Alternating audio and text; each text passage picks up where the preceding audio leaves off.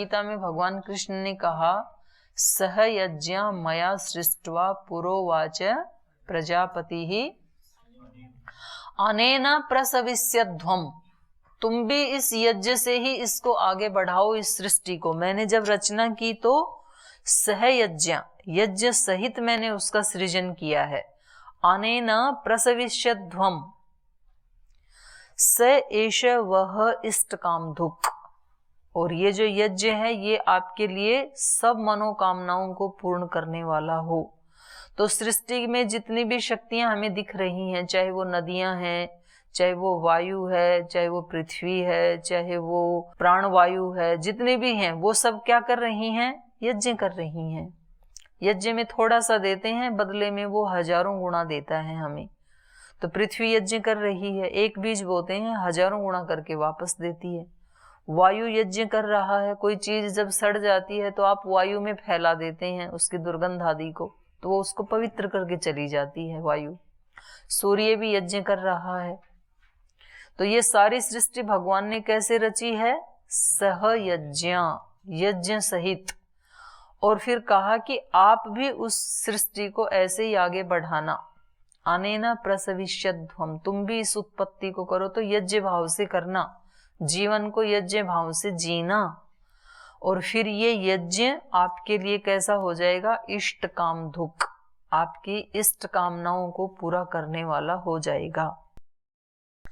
तो यहां पर भी उपनिषद में भी वही बात बताई है, स यह इदम अविद्वान अग्निहोत्रम जुहोति। जो इस रहस्य को बिना जाने ही अपना जीवन यज्ञ आगे बढ़ाता है, वो व्यक्ति कैसा है? यथा अंगारान उपोह्य, जैसे कोई व्यक्ति अंगारों को छोड़ करके, अंगारों को हटा करके भस्मनि जुहुयात, भस्म में आहुति डाले, राख में घी डाले, तो उसका ये घी डालना कैसा हो जाएगा?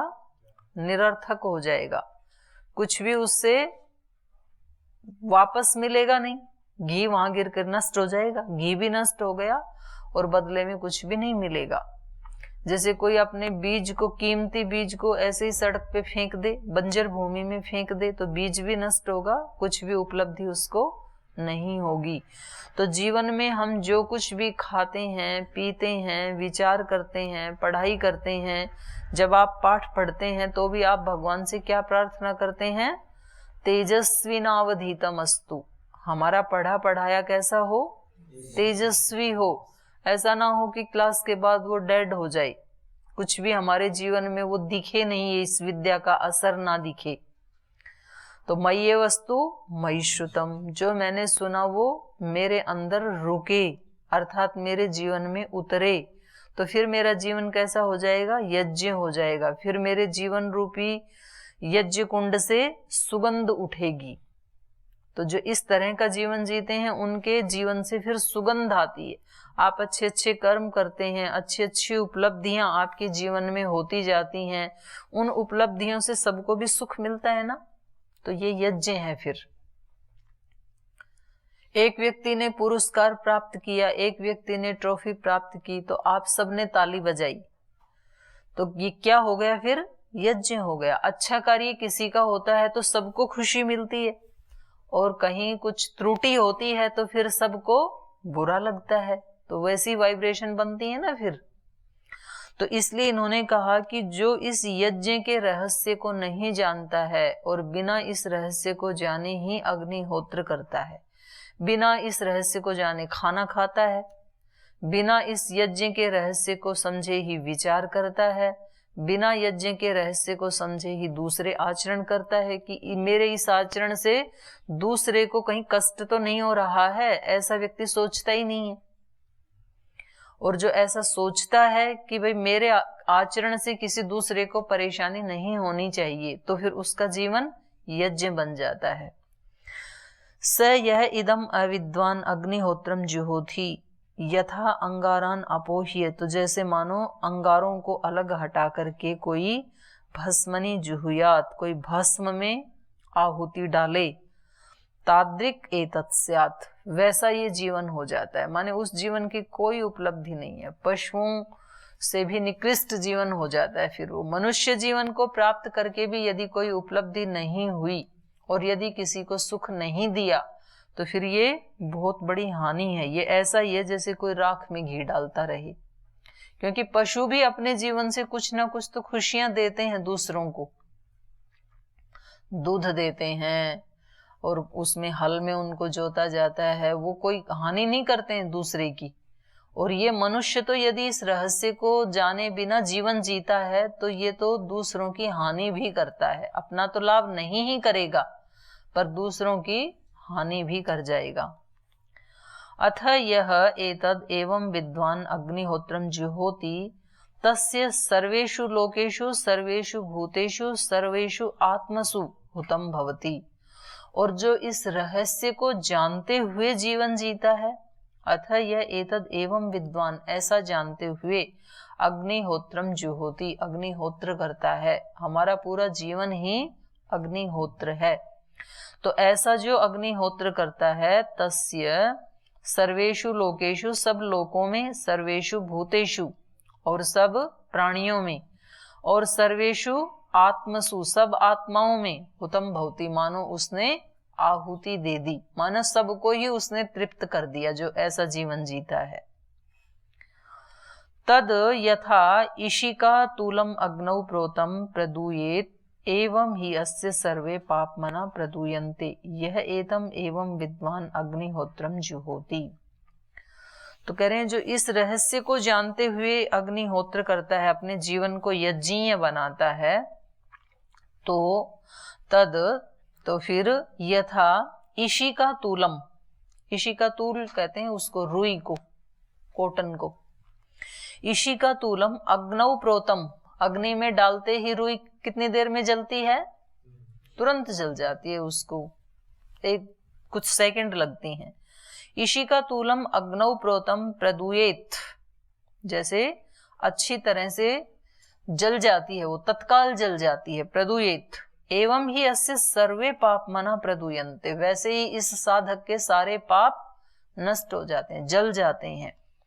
यह एतद एवं विद्वान अग्निहोत्रम जुहोति, इस अग्निहोत्र में, माने इसके जीवन का ये जो स्टैंडर्ड है, जो इस स्टैंडर्ड में जीवन जीता है, सबको तृप्त करता हुआ, सबको खुशियां देता हुआ और अपने जीवन को उपलब्धियों से भरता हुआ, ऐसा जो जीवन जीता है, तो उसके पीछे के सब पाप ऐसे ही नष्ट हो जाते हैं अतिशीघ्र, जैसे कि रुई को अग्नि में डालते ही रुई तुरंत जल जाती है, नष्ट हो जाती है।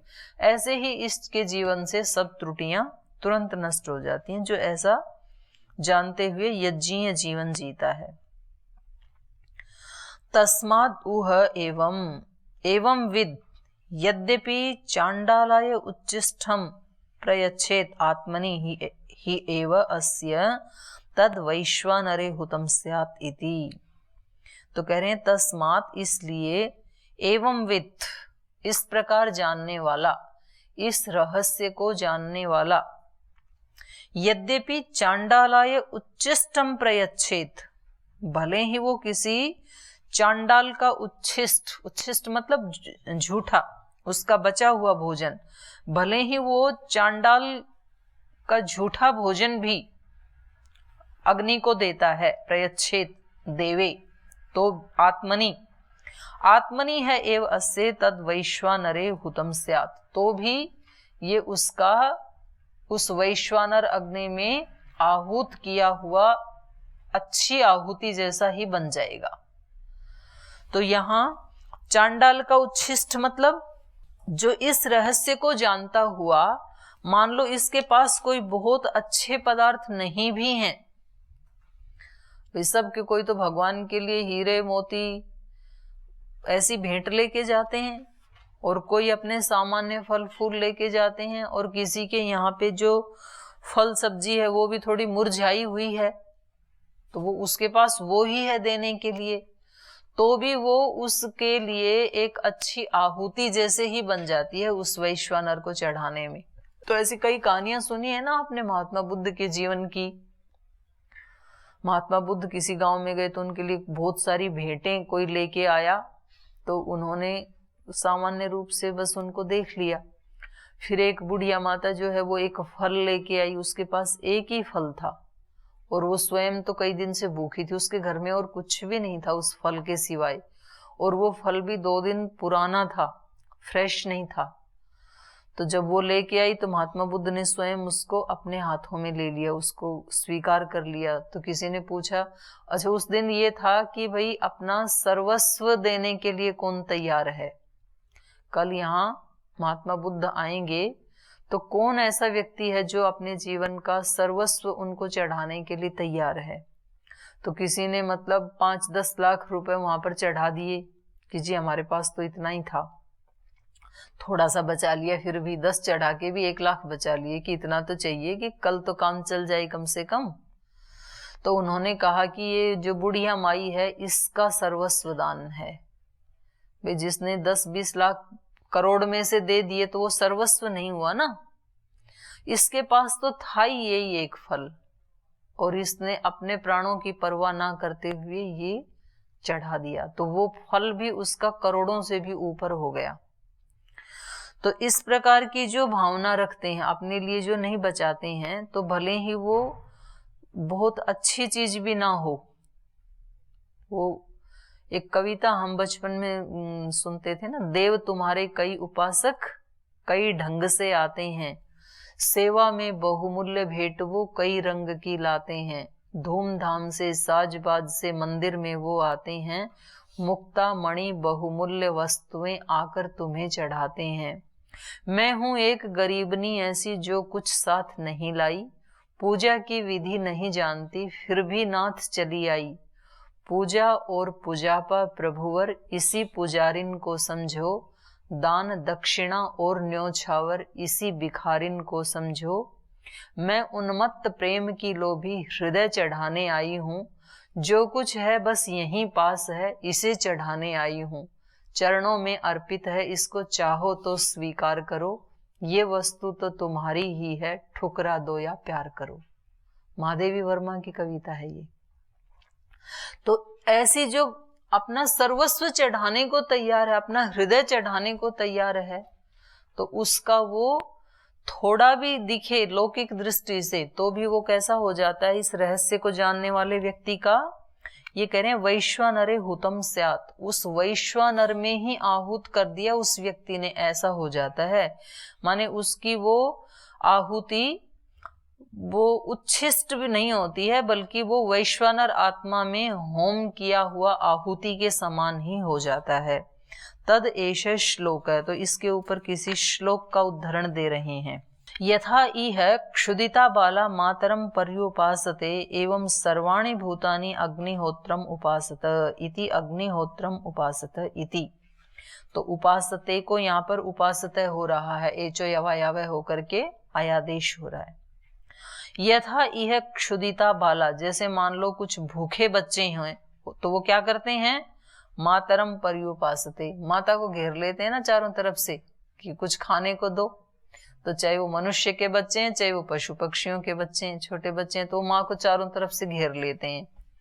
तो यथा इह क्षुदिता बाला मातरम पर्युपासते एवं सर्वाणि भूतानि, तो इसी प्रकार से सारे प्राणी सभी भूत अग्निहोत्रम उपासते, अग्निहोत्र को घेर लेते हैं, क्योंकि जो कुछ भी जीवन में मिलेगा वो किससे मिलेगा, अग्निहोत्र से मिलेगा। तो आप इसको नोट कर लो जो अग्निहोत्र पे बोलने वाले हैं। तो ये उदाहरण देना चाहिए यहाँ का छांदोग्य उपनिषद का 5म प्रपाठक का। तो ये अग्निहोत्र की इतनी बड़ी महिमा है कि सारे भूत जो हैं भूतानी अग्निहोत्रम उपासते, ये सारे प्राणी ही अग्निहोत्र की ही उपासना कर रहे हैं, अग्निहोत्रम उपासते इति। तो ये इसकी समाप्ति के लिए इसका 2 बार पाठ हो गया। तो हमारे यहाँ यज्ञ को क्या माना है, भुवनस्य नाभि, पूरे भुवन की नाभि माना है यज्ञ को, क्योंकि सारी सृष्टि ही भगवान ने यज्ञ में रची है। एक समय में यज्ञ का मतलब क्या माना जाता था, केवल जो अग्निहोत्र आप करते हैं उसको माना जाता था, और उसको ऐसा बना दिया कि जीवन में जो भी कामना है तो भाई अग्निहोत्र करो, वर्षा चाहिए तो अग्निहोत्र करो, पुत्र चाहिए तो अग्निहोत्र करो, स्वर्ग में जाना है तो अग्निहोत्र करो, और कुछ काम करते ही नहीं थे। तो फिर योगेश्वर कृष्ण ने आकर के यज्ञ का स्वरूप ही चेंज कर दिया। उन्होंने यज्ञ के मायने ही बदल दिए। यज्ञ मतलब क्या? तो उन्होंने बताया यज्ञ का मतलब है त्यागमय जीवन, जो अपने स्वार्थ के लिए ना जिया जाए, दूसरों की खुशियों के लिए, दूसरों के उत्थान के लिए जिया जाए, वो यज्ञ है। यज्ञ में बोला जाता है ना, इदम अग्नये इदन्न मम, जो मुझे मिला है वो केवल मेरे लिए नहीं है, सबके लिए है। और मैंने सृष्टि ही ऐसी बनाई है। बोले देखो, आंख खोल के तो देखो, इस सृष्टि में सब जगह यज्ञ हो रहा है। इसलिए आपका जीवन भी कैसा होना चाहिए? त्यागमय, यज्ञमय। तो यज्ञ के उन्होंने अर्थ ही चेंज कर दिए। यज्ञ क्या होता है? तो इसलिए यज्ञ को भुवन की नाभि कहा जाता है, क्योंकि सारी सृष्टि किस पे टिकी हुई है? त्याग के ऊपर। अगर हम त्याग ना करें तो हमारा जीवन एक कदम भी आगे ना बढ़े। फिर हमें त्याग करना होता है, लेना भी होता है, छोड़ना भी होता है। जीवन तब तक चल रहा है जब तक आप श्वास को अंदर ले रहे हैं, बाहर भी छोड़ रहे हैं, जब तक आप खा भी रहे हैं, निकाल भी रहे हैं मलमूत्र आदि के रूप में, तभी तो चलेगा। अगर आप छोड़े ही नहीं तो फिर तो जीवन ही खत्म हो जाएगा, मर जाएगा व्यक्ति। तो कुछ लेना होता है, हमने लिया। कुछ लोगों ने हमारे लिए कृषि की, फल लगाए, पेड़ लगाए, फलों वाले, सब्जियां लगाई, अन्न पैदा किए। तो अब हमें क्या करना है? अब हमें दूसरों के लिए लगाने हैं।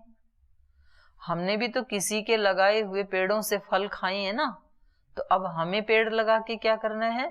आने वाली पीढ़ियों के लिए तैयार करना है। तो हमारा जीवन जो है वो यज्ञ में कैसे बनेगा? जब त्याग भाव होगा। हमने लिया, किसी ने हमें दिया, फिर हम भी किसी को दें। तो वो हर जगह ये नियम लागू होता है। शिक्षा में भी होता है। हमारे को किसी ने शिक्षित किया तो हमारा फर्ज क्या है? हम दूसरे को शिक्षित करें, फिर वो किसी आने वाली पीढ़ी को शिक्षित करें। हमारे को किसी ने योग सिखाया, हम ठीक हो गए, अब हमारा फर्ज है हम और दूसरों को योग सिखाएं, फिर वो औरों को सिखाएं। तभी तो सृष्टि चल रही है ना, लेन देन के ऊपर ही। तो हु धातु का अर्थ ही क्या है? दान आदान योग, लेना, दान और आदान। तो उसी से हवन बनता है, हु धातु से। तो हवन का मतलब क्या है? लेना, देना। अग्नि लेती भी है आहुति के रूप में, और अग्नि उसको फिर देती है कई गुना सूक्ष्म करके। तो ये हवन है। तो वो बाहर वाला हवन हमारे पूरे जीवन के माध्यम से होना चाहिए, ऐसा उपनिषद के ऋषि कह रहे हैं। तो ये सारा कह रहे हैं कि जैसे बच्चे भूखे हों और वो माँ को घेर लेते हैं तो माँ उनको कुछ ना कुछ फिर दे के संतुष्ट करती है, ऐसे सब प्राणी यज्ञ को पर्युपासते, यज्ञ को घेर के रखते हैं, यज्ञ से ही मांगते, अग्निहोत्र से मांगते हैं। तो हमें अग्निहोत्र को जिंदा रखना है ताकि सभी प्राणियों के जीवन चलते रहें, ताकि सभी प्राणियों की क्षुधा तृप्त होती रहे। तो ये प्रसंग यहाँ पर इन्होंने, अश्वपति ने इन सबको उपदेश के रूप में बताया, अग्निहोत्र के रूप में। अब आगे एक बहुत महत्वपूर्ण है ये प्रसंग भी, और ये प्रसंग जो है श्वेत केतु और उनके पिता के बीच चलेगा सत्य की खोज के लिए।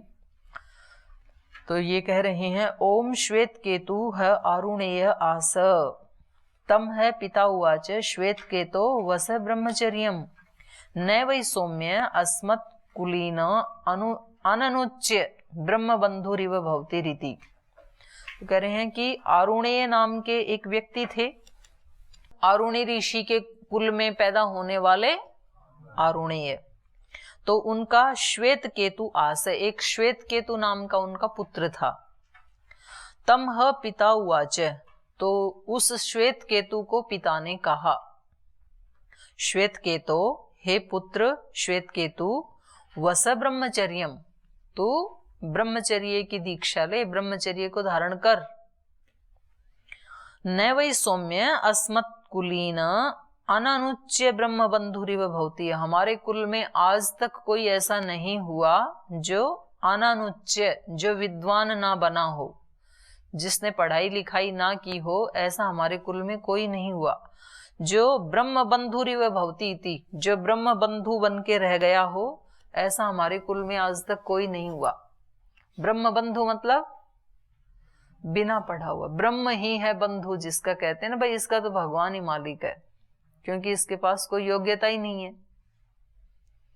तो ये निंदार्थ में भी प्रयुक्त किया जाता है और प्रशंसार्थ में भी प्रयुक्त किया जाता है। प्रशंसार्थ में तब प्रयुक्त किया जाता है जब कोई बहुत बड़ा योगी बन जाता है कि भाई इसको संसार से कुछ लेना देना नहीं है। ब्रह्म एवं बंधु यस्य, केवल ईश्वर ही जिसका बंधु है, ईश्वर के शरणागत होना मात्र। और निंदार्थ में तब होता है कि इसको कुछ भी आता ही नहीं है, ब्रह्म बंधु है ये, तो ब्रह्म का बंधु है ये। तो इनके पिता ने कहा कि हमारे कुल में कोई भी ब्रह्म बंधु बन के नहीं रहा, इसलिए तुम पढ़ाई करो, गुरुकुल में जाओ, ब्रह्मचर्य की दीक्षा लो, ऐसा इनके पिता ने कहा। सह 12 वर्ष उपेत्य 24 वर्ष सर्वान् वेदान् अधीत्य महामना अनुचानमानि स्तब्ध एयाय। तम पिता उवाच श्वेतकेतो यन्नु सौम्येदं महामना अनुचानमानि स्तब्धो स्युतः तम आदेशम अप्राक्ष।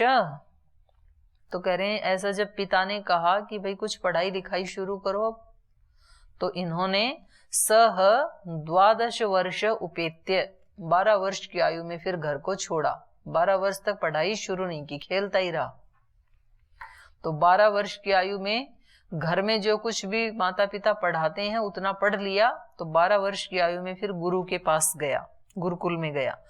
12 वर्ष उपेत्य 12 वर्ष की आयु में आचार्य को प्राप्त करके, उपेत्य माने आचार्य के पास पहुंच करके 24 वर्ष और 24वें वर्ष में अर्थात 12 साल रहा वहां पर। फिर 24 वर्ष सर्वान् वेदान् अधीत्य, सारे वेदों को पढ़ करके, फिर वहां जाकर के पहले व्याकरण पढ़ा, फिर वेदांग पढ़े, दर्शन पढ़े, वेद पढ़े। तो ऐसे 12 वर्ष में इसने पूरी शिक्षा अपनी पूरी कर दी। सर्वान् वेदान् अधीत्य, सारे वेदों को पढ़ करके महामना अनुचानमानि, तो फिर कैसा बन करके आया? महामना, बहुत मनस्वी, मतलब अपने आप को बहुत विद्वान समझने वाला, और अनुचानमानी, अपनी विद्वत्ता का घमंड करने वाला। तो बाधाएं प्रकृति में कदम कदम पे है ना, जैसे ही व्यक्ति को उपलब्धि होती है वैसे ही उसके साथ साथ अहम बढ़ जाता है, ये समस्या है। जैसे ही किसी को कुछ थोड़ा सा आ जाता है ना, तो फिर वो दूसरों को बिल्कुल मतलब एक हे दृष्टि से देखने लगता है और अपने आप को बहुत सुपीरियर देखने लगता है। तो बस यहाँ पर ही वो पकड़ा जाता है, फिर प्रकृति उसको वहां पर ही धराशायी कर देती है। तो घमंड नहीं चलता है ना किसी का भी। तो ये भी 12 वर्ष में सब वेद आदि सब पढ़ करके आया, लेकिन वेद के साथ साथ ही अहंकार भी आ गया। तो अनुचानमानी, अपनी विद्वत्ता का घमंड रखने वाला, महामना, बहुत मनस्वी, अपने आप को मानने वाला, स्तब्ध एयायः, अकड़ वाला, उद्दंड, अविनीत बन करके एयाय वापस आया। पढ़ के तो आया लेकिन साथ में अभिमान को भी पाल के ले आया।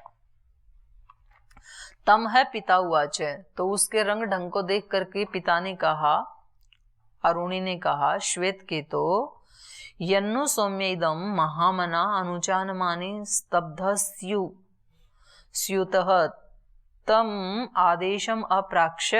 बोले भाई श्वेत के तो तेरा तो जो है वो कुछ चेंज हो गया। तम है पिता उवाच श्वेत के तो यत्नु सौम्य इदम महामना, भाई ये क्या देख रहा हूं मैं, यत्न हे सौम्य, ये मैं क्या देख रहा हूं। तो बड़ा महामना, तो बड़ा अपने आप को विचारक समझने लग गया, मनस्वी समझने लग गए। अनुचानमानी, बड़ा पांडित्य की बड़ी अकड़ दिखाई दे रही है। भाई ये क्या देख रहा हूं, 12 वर्ष पहले भेजा तो ठीक ठाक भेजा था, 12 वर्ष के बाद पढ़ के आया तो कुछ अकड़ सी दिखाई दे रही है। तो किसी को गांठता ही नहीं है ये क्या देख रहा हूं मैं। स्तब्ध माने बड़ी अकड़ में हो, स्तब्ध असी बड़े अभिमान से युक्त हो। उततम आदेशम अप्राक्ष, क्या तुमने अपने गुरु से कोई आदेश नहीं पूछा कि जाके मुझे कैसे जीना है, ऐसा कोई आदेश नहीं लिया क्या गुरु से?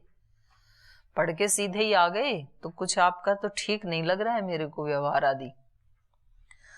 तो इन्होंने कहा भी कौन सा आदेश जो है, तो कहा ये न अश्रुतम श्रुतम भवति अमतम मतम अविज्ञातम विज्ञातम इति कथन्नु भगवत से आदेशो भवति। कुछ ऐसा आदेश नहीं लेके आया गुरु से जिससे कि सुना हुआ अश्रुतम श्रुतम भवति, कुछ भी असुना ना रहे। जो अश्रुत है वो भी श्रुत जैसे हो जाए। सुना है वो तो सुन ही लिया, लेकिन सुनने के बाद सब कुछ सुन लिया ऐसा नहीं है ना, कुछ तो अश्रुत भी रह गया।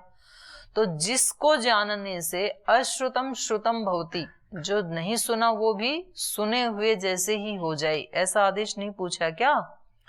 अमतम मतम भवति माने जिसका मनन नहीं किया वो भी मनन किए जैसा हो जाए, ऐसा आदेश नहीं लिया। अविज्ञातम ज्ञातम अविज्ञातम विज्ञातम भवति, जिसके जानने से जो अविज्ञात तत्व है वो भी विज्ञात जैसे हो जाए, उसको भी जान लिया जाए, ऐसा कोई आदेश नहीं पूछा। तो ऐसा तो क्या आदेश हो सकता है? ऐसी तो ब्रह्म विद्या ही है, अध्यात्म विद्या ही है। तो अध्यात्म विद्या से क्या होता है? अश्रुतम श्रुतम भवति, अमतम मतम भवति, अविज्ञातम विज्ञातम भवति। जो अविज्ञात तत्व है जिसको सब नहीं जानते हैं वो भी क्या हो जाता है? ज्ञात हो जाता है। तो वो वाली विद्या नहीं पढ़ी क्या? वो आदेश नहीं लिया क्या तुमने अपने गुरु से?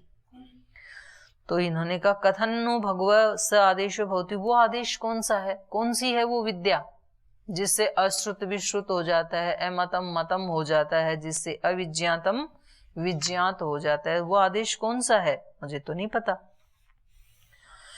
यथा सौम्य एकेन मृतपिंडेन सर्वं मृन्मयं विज्ञातं स्यात् वाचारंभेणं विकारो नामधेयं मृत्तिका इति एव सत्यम। बोले वो आदेश, वो उपदेश ऐसा है जैसे एक उदाहरण दिया इन्होंने। यथा सौम्य, हे सौम्य, जैसे एकेन मृतपिंडेन, एक ही मिट्टी के पिंड से, सर्वम मृतमयम विज्ञातम स्यात्, अगर आपने एक मिट्टी के पिंड के रहस्य को जान लिया तो उस पिंड से बनने वाले जितने भी पदार्थ हैं उन सब को ही तो जान लेगा, वो सब विज्ञात हो जाएंगे आपके लिए। वाचारंभेणम विकारो नामधेयम, जो उसके विकार है ना मृत पिंड के, वो तो वाचारंभेण, वो तो कहने मात्र के लिए हैं कि ये घड़ा है, ये सराई है, ये चिलम है, ये अनेक अनेक पदार्थ बनते हैं मृत से। तो वो जो विकार हैं वो तो कहने मात्र के लिए हैं। उन सब विकारों में भी मृत्तिका इति एव सत्यम, सत्य क्या है? मिट्टी ही सत्य है। बाकी के विकार तो वाणी से कहने मात्र के लिए हैं। अगर जिसने मिट्टी के रहस्य को जान लिया तो उस मिट्टी से बनने वाले सारे विकारों के रहस्य को जान लिया। जो विकार अविज्ञात थे, अभी बने हुए नहीं थे या कहीं और बने थे, उन सब के बारे में भी क्या हो गया? ज्ञात हो गया। मिट्टी को जान लिया तो जो भी देखोगे क्या कहोगे? ये मिट्टी ही है, ऐसा है वो रहस्य। तो ये एक लंबा प्रसंग चलेगा इनके उपदेश का, सत्य के रहस्य को बताने का, तो इसको हम कल पढ़ेंगे।